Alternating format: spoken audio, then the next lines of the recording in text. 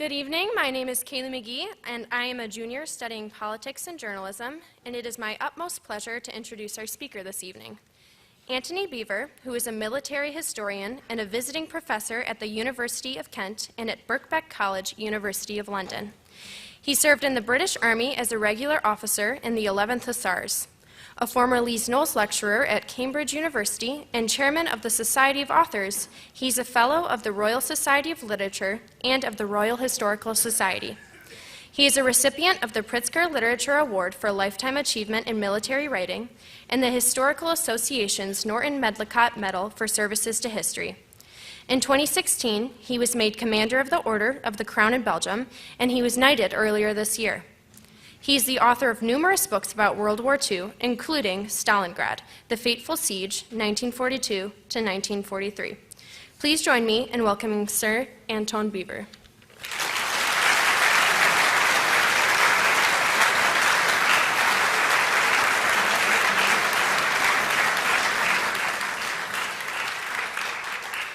Thank you very much. The poet Fyodor Ivanovich Tyutchev famously said once that Russia cannot be understood with the mind alone. Certainly, Putin's Russia today cannot be understood without a knowledge of the Second World War, or the Great Patriotic War, as Stalin called it. According to a Levada poll in June of this year, 63% of Russians think that the USSR could have been victorious in the Second World War without any help from allies. That figure has held fairly steady for roughly the last 17 years, interestingly, when Putin came to power.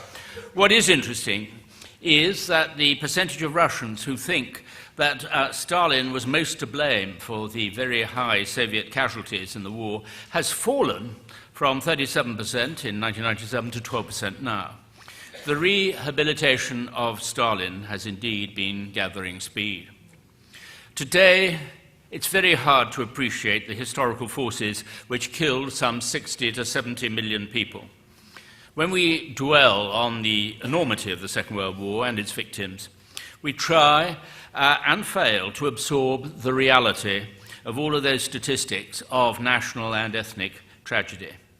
The Poles lost almost 6 million people, almost a fifth of their population. Estimates of total Soviet losses now range from 24 to 26 million dead.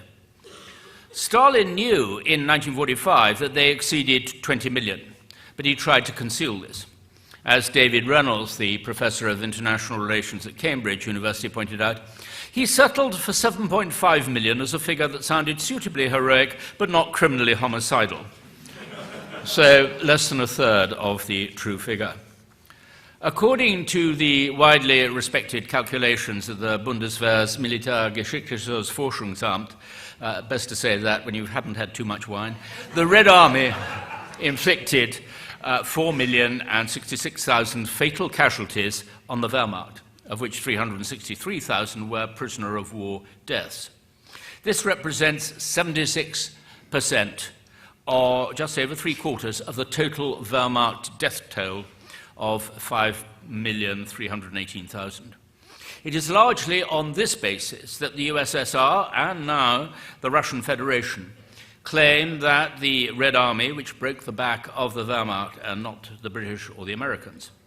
But of course, Putin, like Stalin, refuses to acknowledge their contribution to Soviet survival and ultimately Allied victory. The total warfare on the Eastern Front between 1941 and 1945 was quite clearly the culmination of the ideological process which accelerated during the 1930s. Mass militarization combined with mass indoctrination.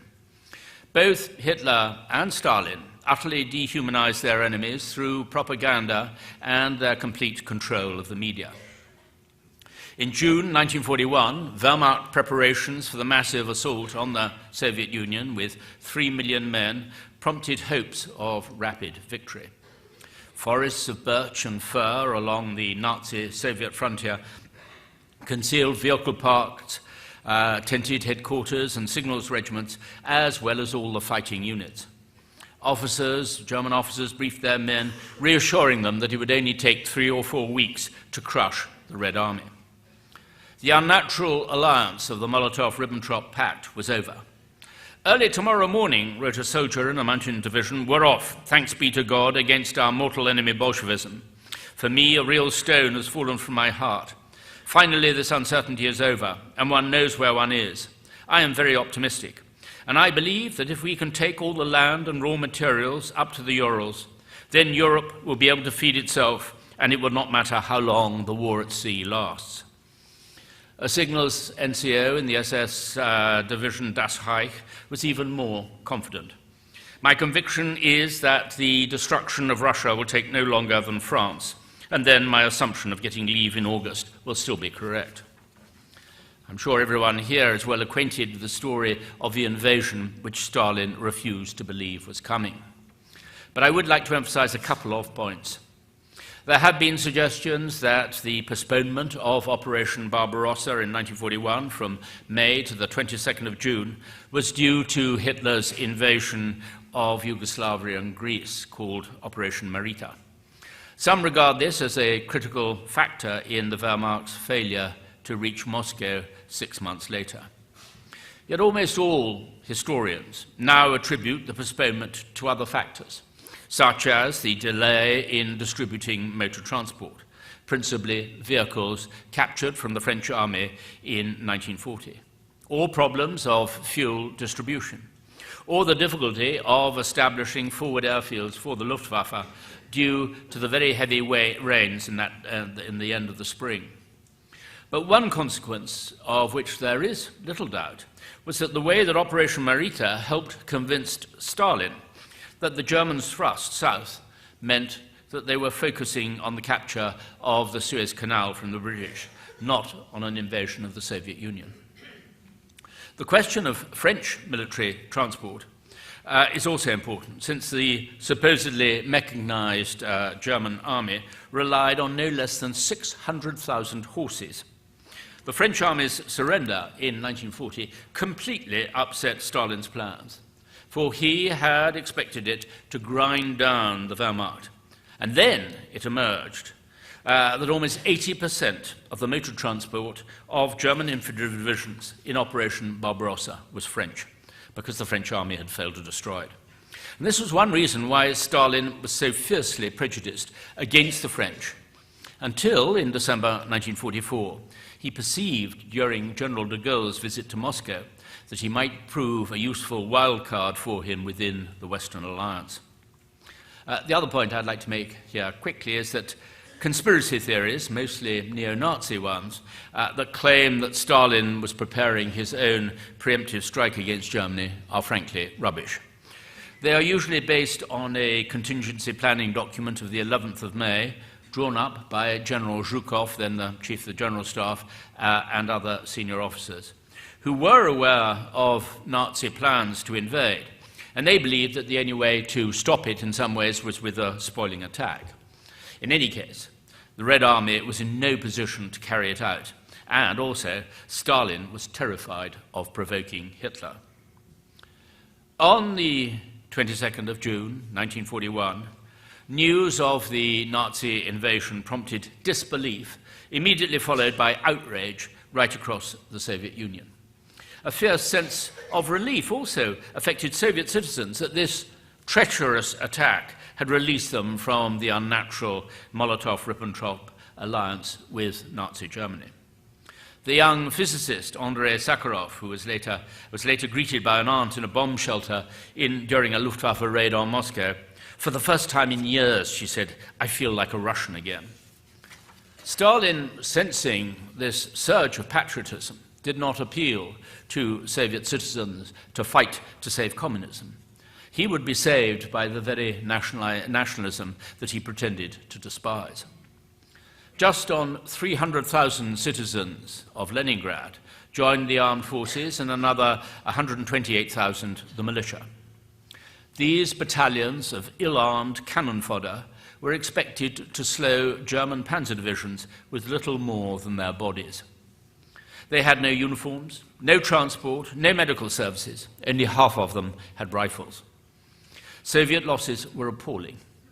In the Leningrad strategic defensive operations from the 10th of July to the 30th of September 1941, the Red Army and militias suffered 214,000 irrecoverable losses out of 517,000 men. This represented a fatal casualty rate of 42%. This war of annihilation, as Hitler called it, was pitiless. "The Russian is a tough opponent," wrote a German soldier. "We take hardly any prisoners and shoot them all instead." When marching forward, some took potshots for fun at crowds of Red Army prisoners being herded back to makeshift camps where they were left to starve or freeze. Thousands of Soviet citizens died in the bombing of the cities of Belarus, particularly Smolensk and Minsk.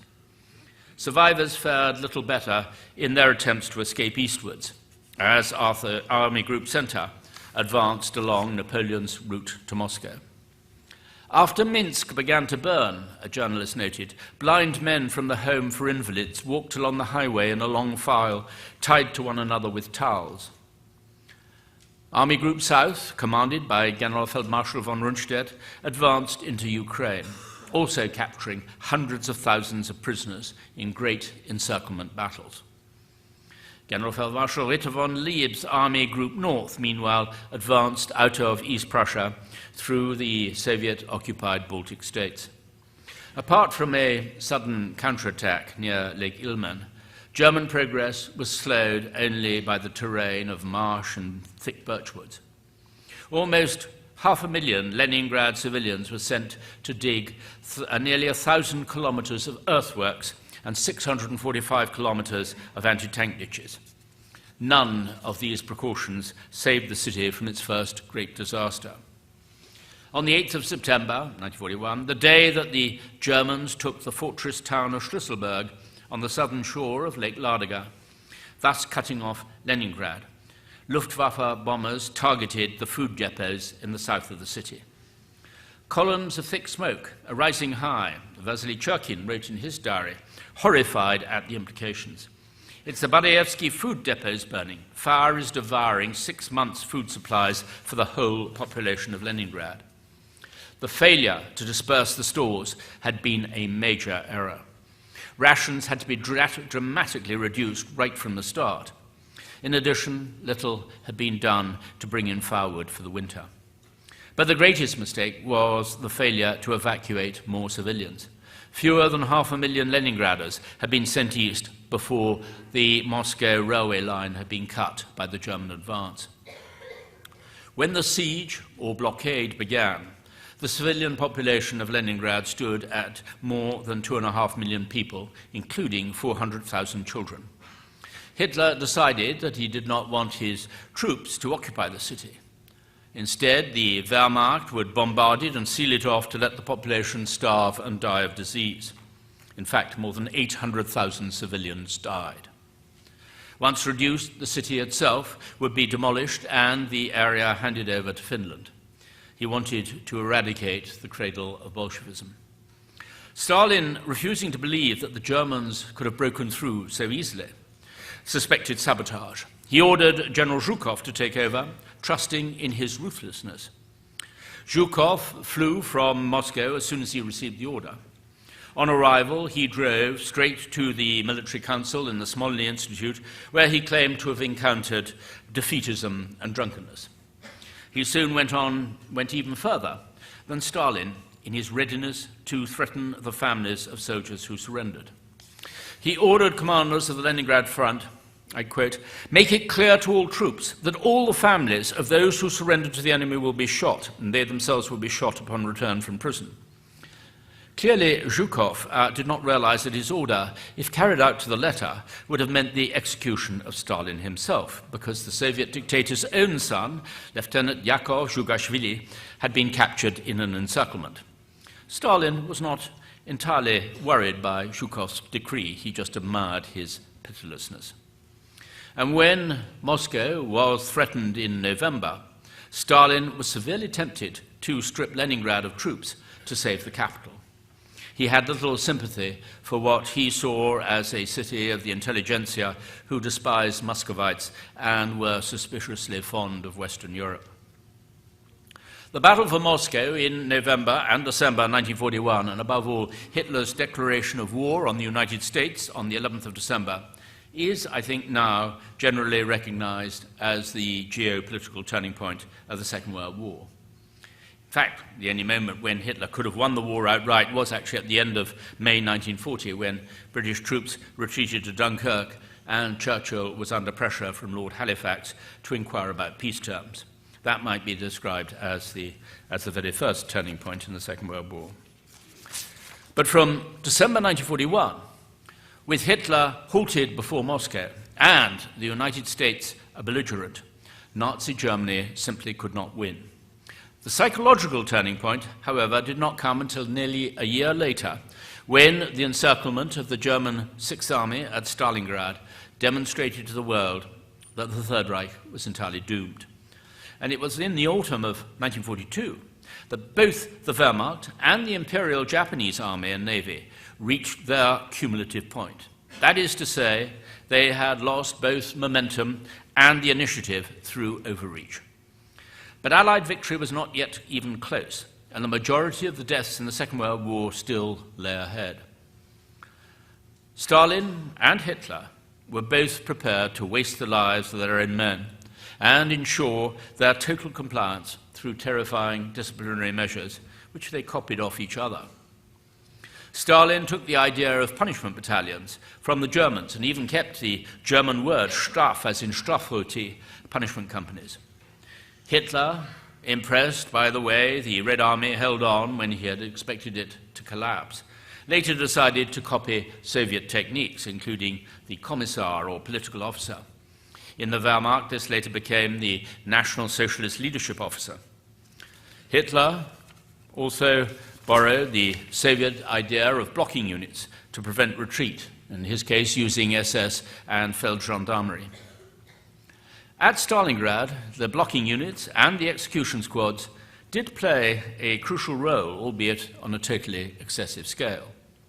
The figure of 13,500 Soviet soldiers executed during the Stalingrad campaign by their own side is perhaps one of the most horrific statistics in modern warfare.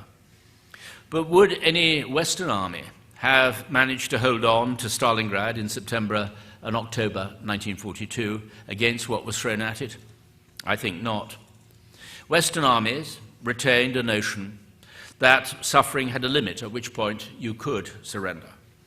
The Red Army, far more under Stalin's thumb than the Wehrmacht was under Hitler's, had no such qualification. One can never expect the army of a liberal democracy to fight as ruthlessly as that of a dictatorship. Soldiers on the Eastern Front were afraid both of their enemy and of execution by their own side. This put them under a terrible psychological pressure. They and Soviet civilians were crushed pitilessly between the two regimes. Red Army snipers at Stalingrad, for example, were ordered to shoot starving Russian children who had been tempted with crusts of bread by German infantrymen to fill their water bottles in the Volga. Even surrender was not necessarily an escape for German soldiers.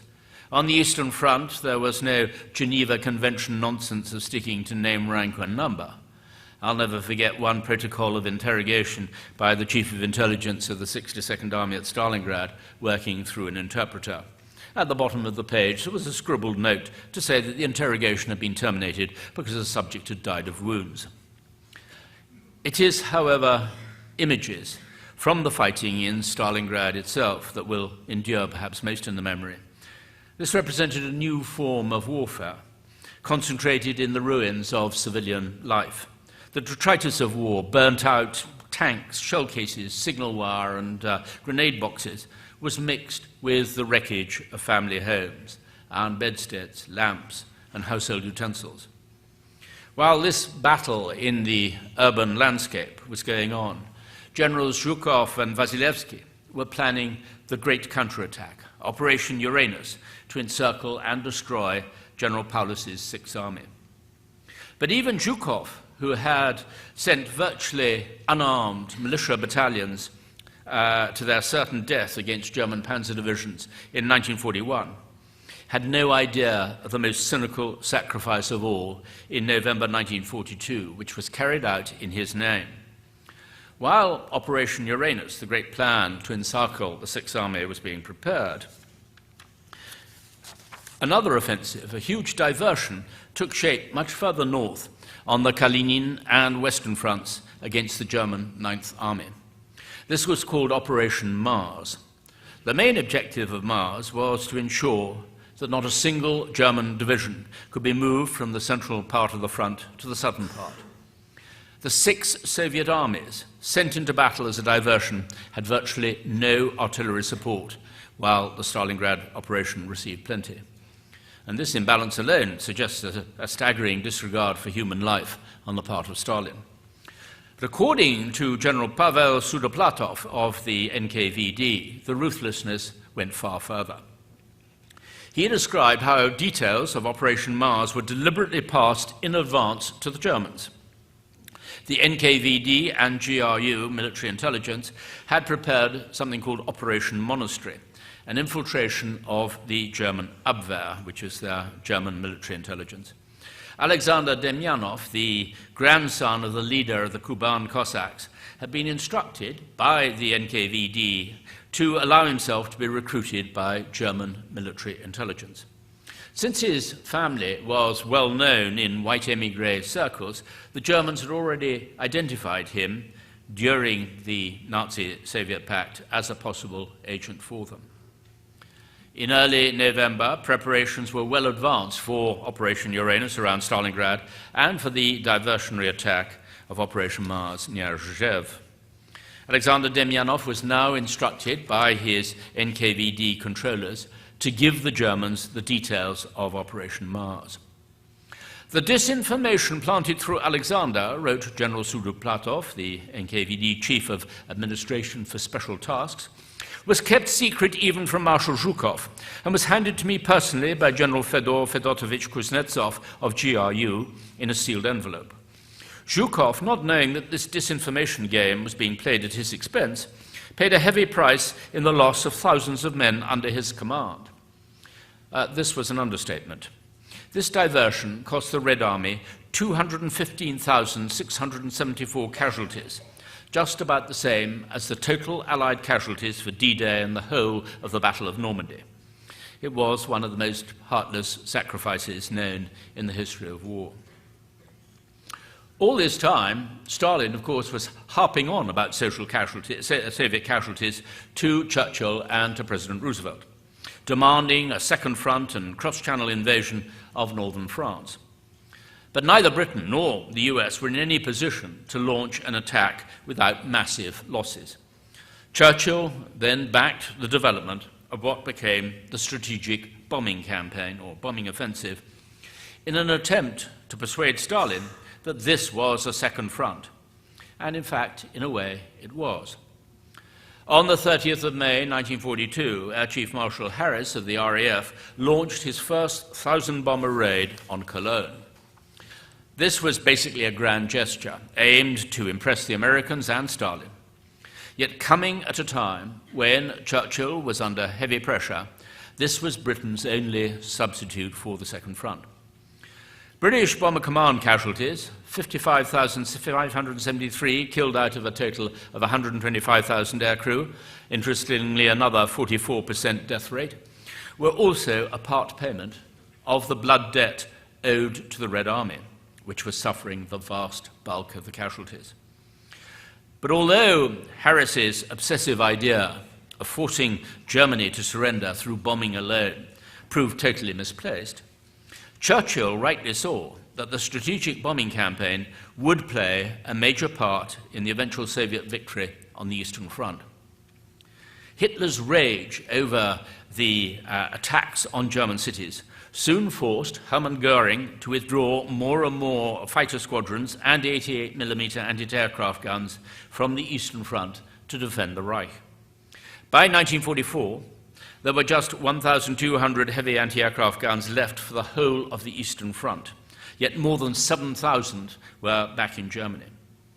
And, of course, if these 88mm anti-aircraft guns, which were also the most devastating anti-tank weapon of the whole war, had not been withdrawn from the Eastern Front, one can only speculate at how many more Soviet soldiers would have died.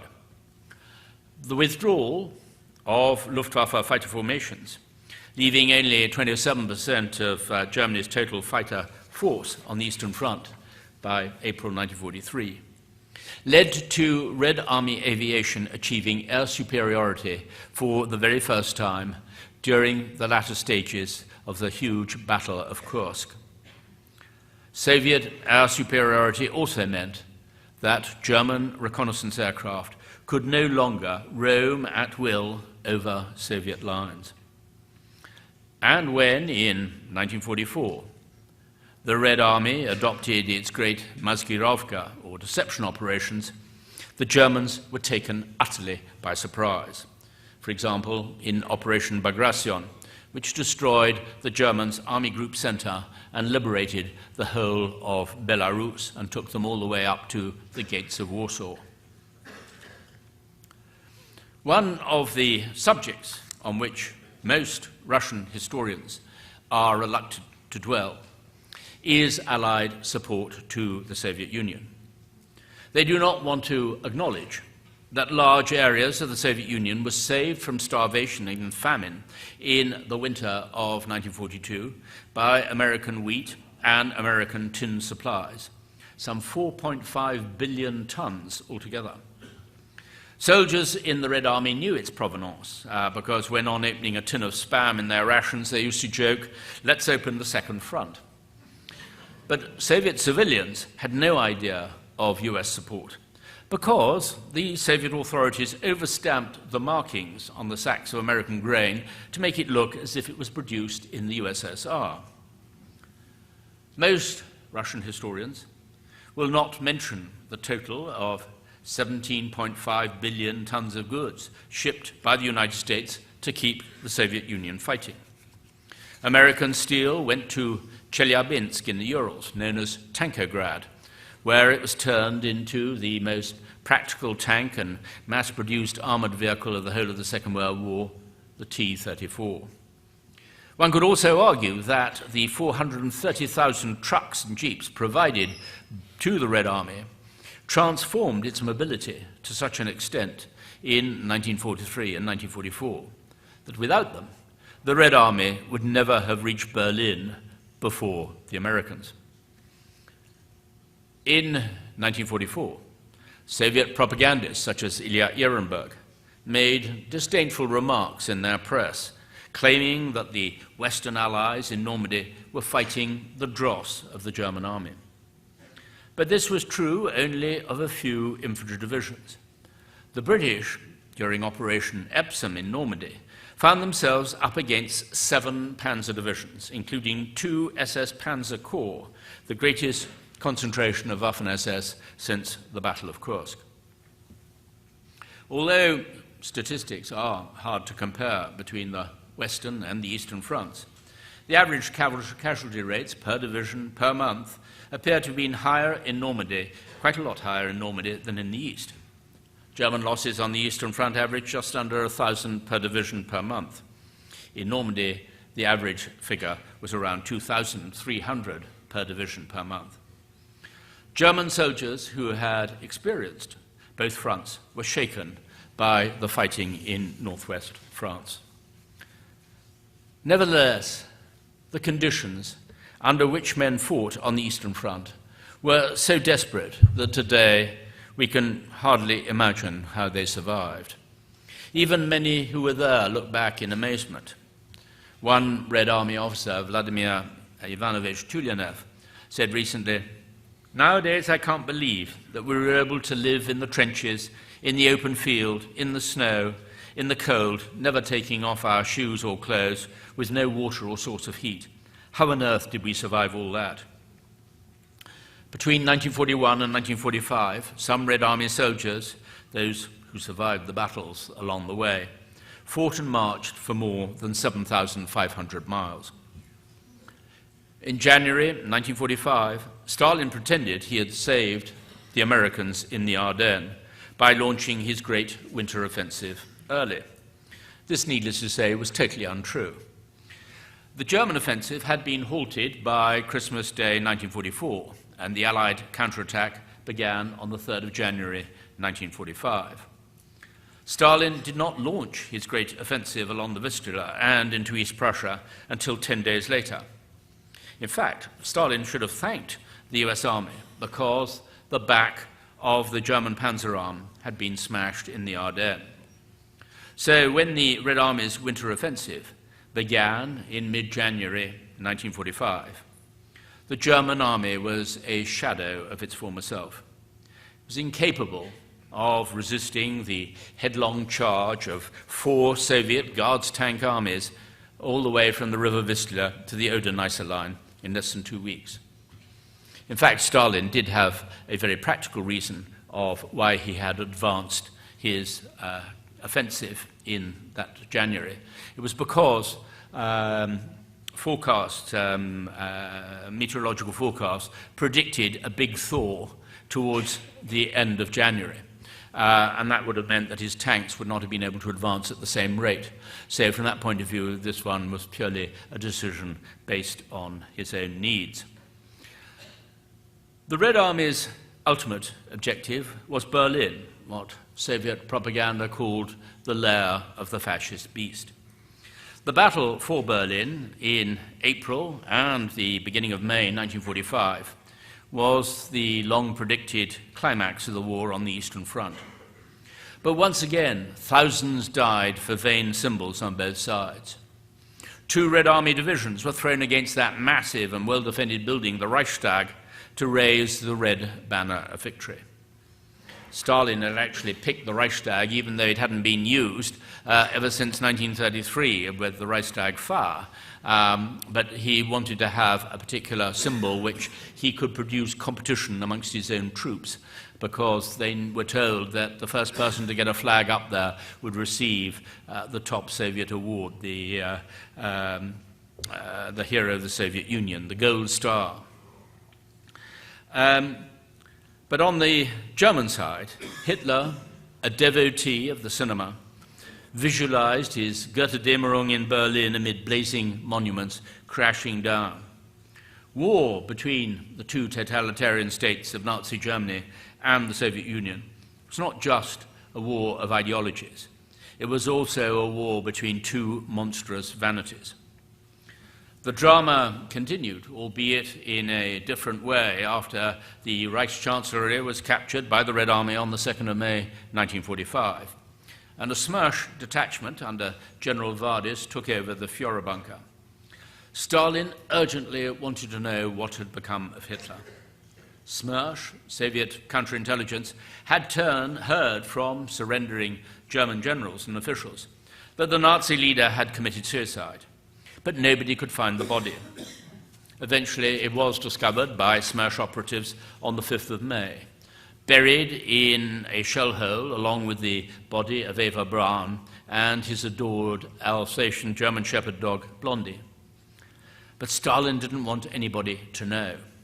Not only did he use this as an opportunity for accusing the Americans of having hidden Hitler in Bavaria, he also wanted to put pressure on his own army commanders. He rang Marshal Zhukov on 2 occasions to taunt him with the supposed failure to find Hitler, when he knew all the time that Smersh had carried out its own autopsy on the body and had identified it. This may beggar belief, but Marshal Zhukov, the commander-in-chief in Berlin, did not discover for 20 years, not until 1965, that Hitler's body had in fact been found. This was all part of the Byzantine world of Stalinist politics. Stalin feared the popularity of Zhukov and later had him accused of Bonapartism. My colleague of the last 23 years, Dr. Luba Vinogradova, remarked to me once in a Moscow archive, "I think we deserved Stalin." I felt bound to disagree, if only because one can never say that a whole people deserved an appalling leader. It is in any case one of the terrible chicken and egg questions of history. whether a leader like Stalin or Hitler are the product of their country's history or the shaper, or both. On many occasions I've been asked, who was the greater criminal, Hitler or Stalin? And it's an interesting philosophical question. Stalin was almost certainly responsible for more deaths, especially those of his own countrymen and women. But can one say which crime is worse, racial genocide or political genocide? The question of the definition of genocide is raised in Anne Applebaum's important new book, Red Famine, about Stalin's determination to crush the peasantry and nationalism in Ukraine.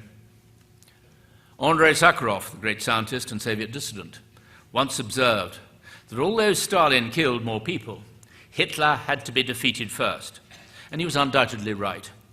A Nazi victory over the Soviet Union in 1941 would have been so terrible that there is no other answer. In fact, the mass starvation and enslavement which the Nazis planned for the population of the occupied territories up to the Archangel Astrakhan line could have dwarfed even the horrors of the Holocaust. The hunger plan, set out by Herbert Bacher and approved by Hitler, envisaged the death by starvation of 30 million Soviet citizens. After years of Soviet propaganda, it is very hard for Russians to face the implications of their country's past horrors. It means questioning just over 70 years of mainly futile sacrifice and countless millions of wrecked lives and broken families, with parents sent to the Gulag and their children forced into cruel state orphanages. For Russians, therefore, it is more difficult in a way to re-examine their history than for Germans faced with a 12-year aberration. And the Soviet victory in 1945, which even anti-Stalinists celebrate, makes it even harder to question. Before my book, Berlin the Downfall, was published in 2002, the Russian ambassador in London explained to me privately why his country found it hard to question the past. You must understand the victory is sacred. He was right. But it was only the terrifying loss of life which made it sacred. And this is why Russians have such trouble with the subject, and not just Stalinist dinosaurs. Once Grigory Karazin, the ambassador, had read the book, he then publicly condemned me for lies, slander, and blasphemy against the Red Army, an interesting crime in its formulation. Now I'm technically liable to up to 5 years imprisonment if I go back to Russia, because the book contained rather powerful evidence from Russian archives about the mass rapes perpetrated by members of the Red Army. And this is because Sergei Shoigu, the Minister of Defense, introduced a new law to the Duma demanding this penalty for anyone who insults the reputation of the Red Army in the Second World War. Earlier, Shoigu had said that the offense was equivalent to Holocaust denial, a very curious idea. We see more and more evidence that under Putin, admiration for Stalin is cultivated in schools and the Kremlin-controlled media. A survey in June nominated Stalin as the most outstanding person of all time, even well ahead of Lenin. And now the Russian state itself is imitating Stalinist xenophobia and a Stalinist reversal of truth. The greater the lie, the greater the effect. This is particularly the case in its dealings with opponents by perverting the system of justice.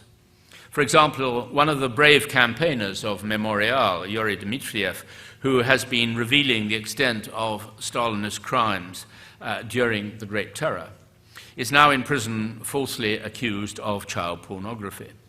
More than 30,000 people have signed a petition to restore legality and justice in his case. Dmitriev's real crime was 3 decades studying the mass killings of the NKVD at Sandomok near the Finnish border and the Solovetsky Islands, where the Gulag began. Memorial itself is accused of being in league with foreign agents. State television accused Memorial of helping those whose aim is to destroy the Russian state. The search for historical truth is therefore defined as akin to treason. Things have got noticeably worse since the Russian annexation of the Crimea and its military involvement in Ukraine. But to return to my first comment on the Levada poll, which stated that 63% of Russians believed that the Soviet Union could have won the war without allies. This ignores the fact that the former Soviet leader, Nikita Khrushchev, who certainly knew the truth along with Stalin, did acknowledge the debt. "I would like to express my candid opinion," he wrote in his memoirs, "about Stalin's view on whether the Red Army and the Soviet Union could have coped with Nazi Germany and survived the war without aid from the United States and Britain. First, I would like to tell about some remarks Stalin made and repeated several times when we were discussing freely, in quotes, among ourselves. He stated bluntly that if the United States had not helped us, we would not have won the war. If we had had to fight Nazi Germany one-on-one, we could not have stood up against Germany's pressure, and we would have lost the war." Marshal Zhukov said basically the same thing when writing in 1963 a version of his memoirs, which of course was not published at the time and couldn't be published until after the fall of the Soviet Union. "Today some say the Allies didn't really help us, but listen. One cannot deny that the Americans shipped over to us material without which we could not have equipped our armies, held in reserve, or been able to continue the war." So, 63% of Russians today have fallen for a totally false idea, strongly encouraged by Putin's Kremlin, and repeated again during this year's Moscow victory celebrations on the 9th of May. Thank you very much.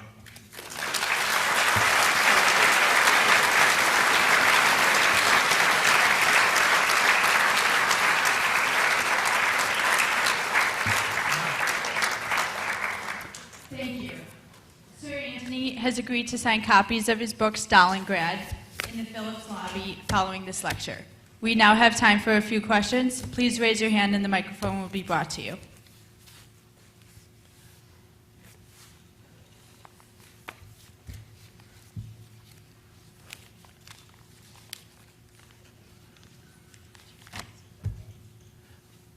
Do I see a question over here? No? Yes. We've got one over here, please. Oh, okay, all right. We'll start there first. Thanks. Hey there. How could the Germans have succeeded in Operation Typhoon, and would that have led to the downfall of the Soviet Union? If not that, how would the Germans have won the war after what had happened in fall 1941? Thank you. Well, there have been a number of counterfactual novels, Robert Harris's wonderful Fatherland and all the rest of it. But as with many counterfactual novels, you can't really take them too seriously if you're going to look at it in a sort of literal way of what actually did happen.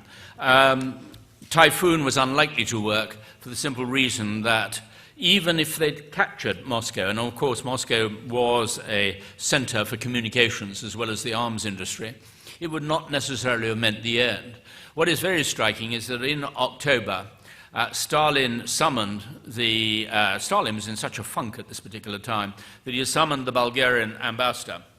Bulgaria was actually an ally of Germany. And the Bulgarian ambassador, Stamanov, I think, was probably more sympathetic to the fellow Slavs of Russia. And he actually gave advice to Stalin. He simply said, you're crazy. Even if you have to retreat all the way to the Urals, you'll still win in the end. Because what he recognized, and what Stalin had failed to recognize, and what Hitler refused to recognize, was that if you take the Sino-Japanese War and the Japanese invasion of China in 1937, Japan, which had a far more sophisticated army, far better equipped, far better trained, thought that even though it was in a minority, it could easily defeat the incompetent and badly equipped and badly led Chinese nationalist armies. In fact, was simply defeated by the sheer size of the country. And if you have a major landmass into which you can withdraw, then the chance of victory, even for the sophisticated, the well-equipped army like the Wehrmacht, is reduced very dramatically indeed. In fact, there were officers of the Abwehr, of the German intelligence, who argued very strongly that the only chance they had of winning in Russia against the Red Army was by arming 1 million Ukrainians and using them as an army and creating basically a civil war in Russia. But Hitler, with his obsessive racial views, would not want any Slav to be dressed in Wehrmacht uniform and refused the idea. Ironically, Himmler did not worry quite so much. He had Ukrainians dressed up and he called them Cossack troops because Hitler didn't think that Cossacks were Slavs for some reason. And he also had his Galician divisions, which he called Galician of SS, who in fact, of course, were Ukrainians too. So it was really only Hitler's sort of obsession which stopped them from using far more local troops. And that actually was their only hope of winning at the time of Operation Typhoon, the advance on Moscow at that particular time. Thank you for your talk. So I just wanted your opinion on what would have happened if Roosevelt and Churchill refused to let the Soviet Russia keep control of Eastern Europe. If they had not been able to come to an agreement about that, what do you think would have happened? Well, I don't know if you know the story about Operation Unthinkable. Operation Unthinkable was when, just after the end of the war, this is already into May 1945, Churchill was so appalled at the way that Stalin was ignoring any of the agreements over elections in Poland, and was deliberately, in fact, they had given safe conduct passes to Polish political leaders and then promptly arrested them and then murdered quite a few of them in prison. And Churchill was so angry about this that he summoned the British Chiefs of Staff and said, will you please study the possibility of doing an about-turn and pushing the Russians, pushing the Red Army back. We'll try and get the Americans to come in on our side and all the rest of it. Now, one might have understood his emotions and frustration, but actually this was madness.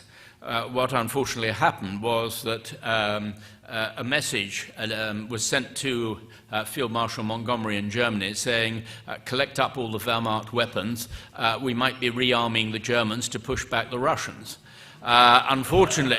Unfortunately, a British spy, Cairncross, picked this up in some of the classified material and warned the Russians. So you can imagine the Soviets, this confirmed every single one of their worst suspicions, which actually were untrue, that the British and the Americans wanted to do a secret deal with the Nazis against the Soviet Union. But this was one of the disastrous consequences of that. Not surprisingly, the Americans, quite rightly, realized that, anyway, they wanted to finish the war in Japan, they wanted to get their troops out and all the rest of it, and this actually horrified Churchill, but he hoped that Truman, who was showing a rather more realistic view towards Stalin than, say, Roosevelt had, that he would change his view. But unfortunately, Truman certainly was persuaded by Davis, the former US ambassador to the Soviet Union during the time of the show trials, was sort of loved Stalin and thought he was wonderful, and persuaded Truman not to listen to Churchill.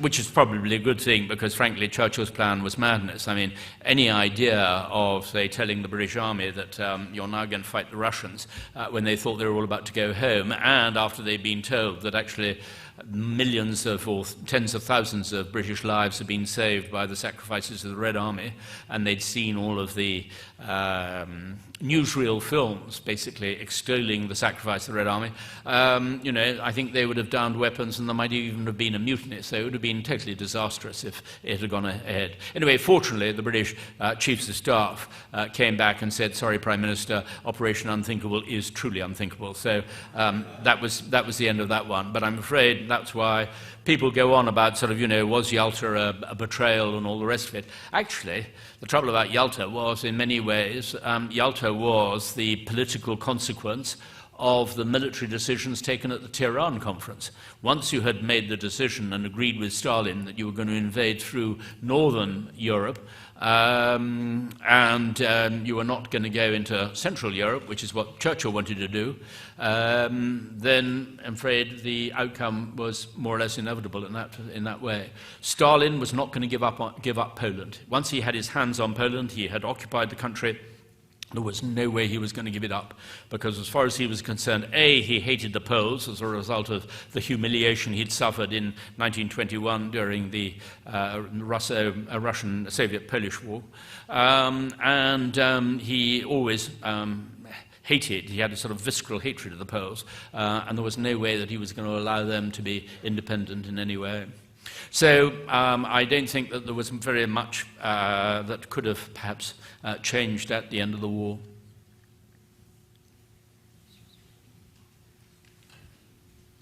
This question goes back to the latter part of your discussion.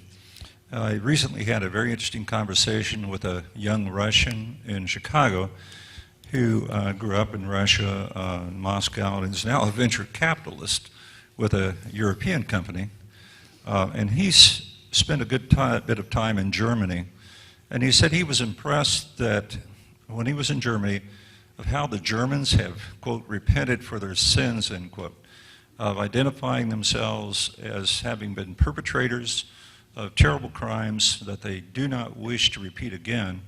But he said, as a Russian, he has never heard anything like that.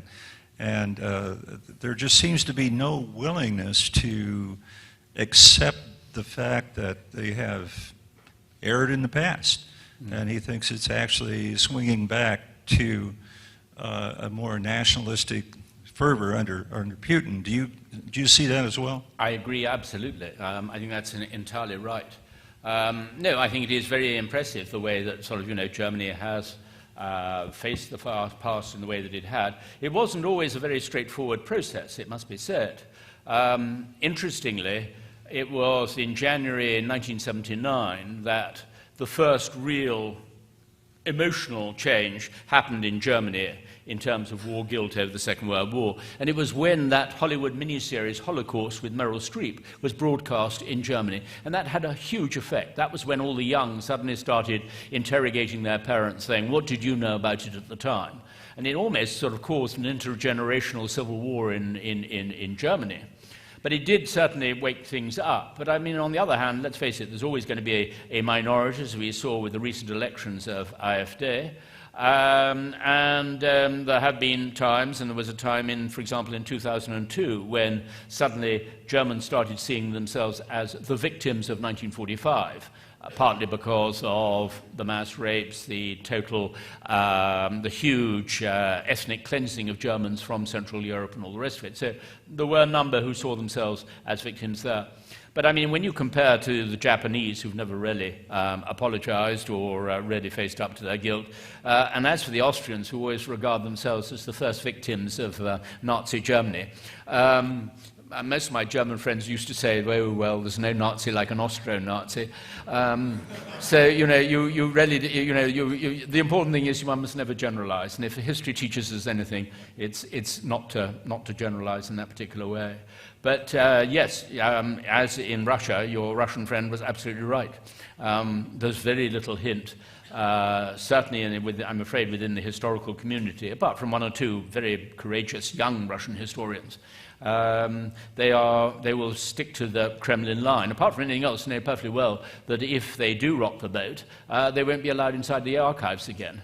So that sort of career death from a historian's point of view. So it's in Russia you don't take, unless you're pretty brave, you don't take on the state.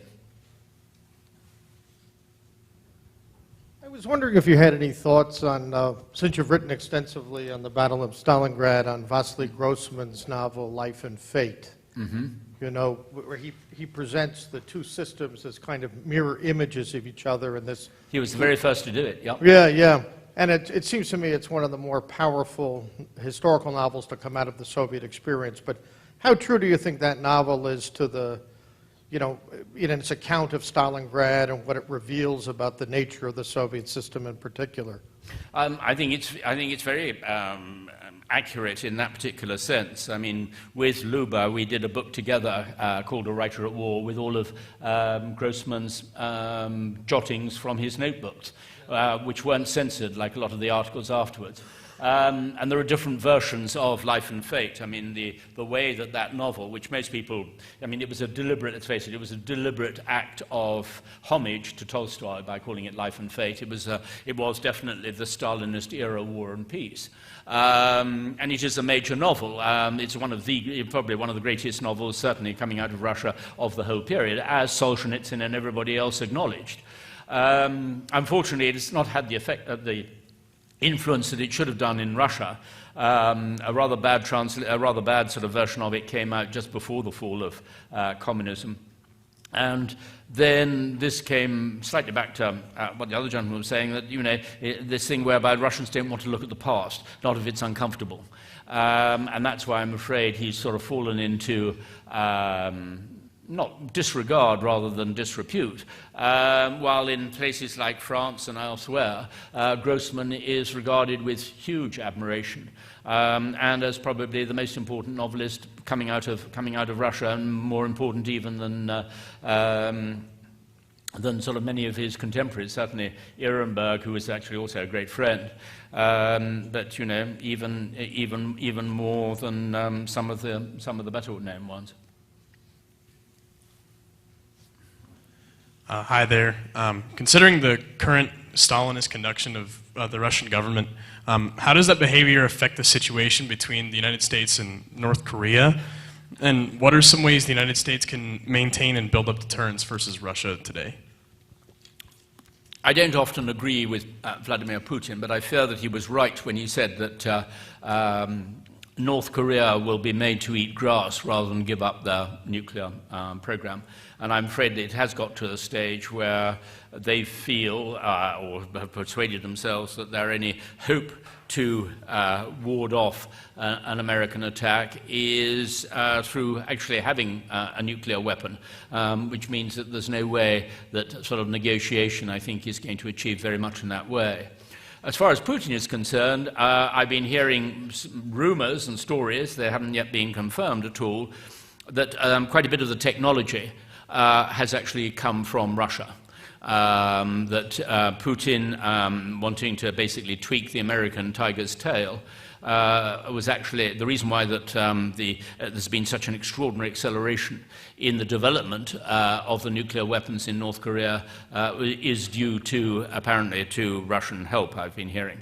So that, I think, is pretty scary in its own particular way. And it's also that sort of, shall we say, that present relations with China, mainly over trade, but I mean that has a wider influence in its own fashion, means that I don't think we're going to see very much in the way of China helping to keep North Korea under control. So very, very hard to say, and I think that Russia has not got over the humiliation of that period immediately after the collapse of the Soviet Union. It was something I remember even when we were in the Ministry of Defense archives of sort of old babushkas saying, isn't it wonderful that Raisa Gorbachev is dying of cancer? I hope she's dying in pain because he betrayed the Soviet Union and all the rest of it. So you can imagine this is sort of the mentality of the way that the West won the Cold War by a trick.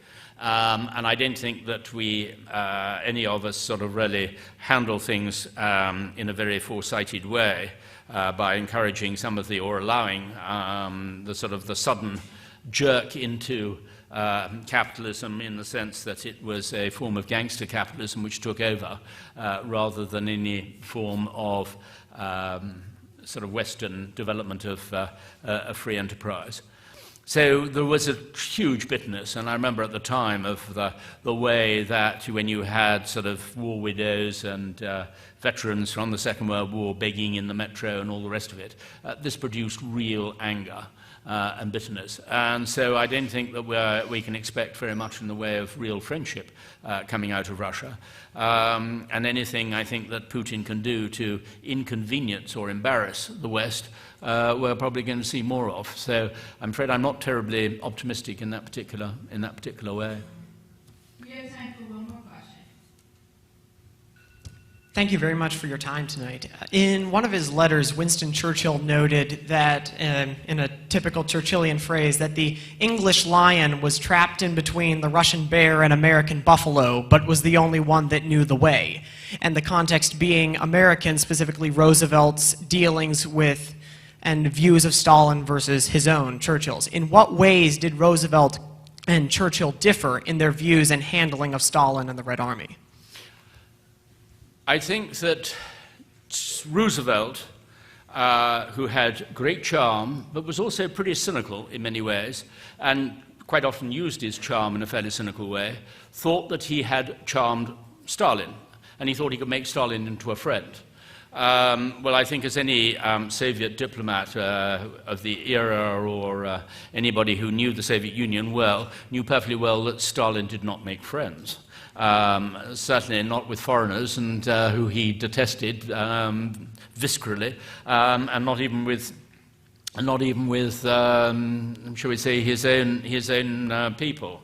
So from that point of view, I think that Roosevelt was actually in some ways curiously rather naive in believing that he could sort of bend Stalin to his own will.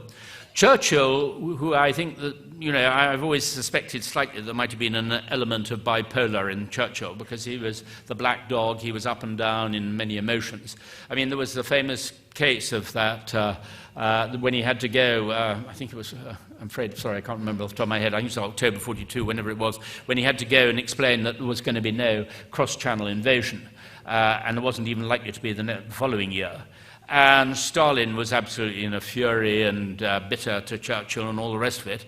And Churchill was so appalled that he told Sir Archibald Clark Carr, the British ambassador, that he was going to fly back the next day and all the rest of it. And Clark Carr, thank God, calmed him down enough and persuaded him. And then the next day, Stalin was sweetness and light and invited Churchill into his private apartment in the Kremlin and brought in his daughter Svetlana and all the rest of it. And they had a sort of family dinner together. And Churchill was completely bowled over. So it wasn't as if, although he knew deep down what Stalin's character was like, he was still susceptible to flattery and, shall we say, superficial friendship in that particular way. But when it came to Yalta, I think that was where already the real split was coming. I mean, Roosevelt was only interested in the United Nations. That was to be his legacy and all the rest of it. And that was why he was prepared to basically sell the Poles, which horrified Churchill at the time.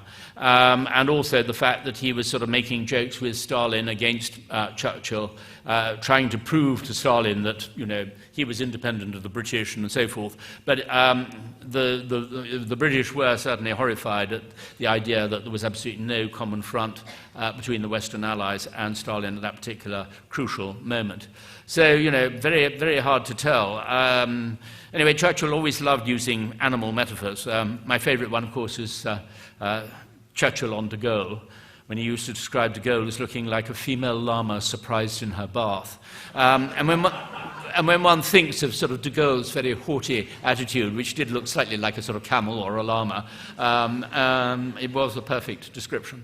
Anyway, thank you all very much indeed.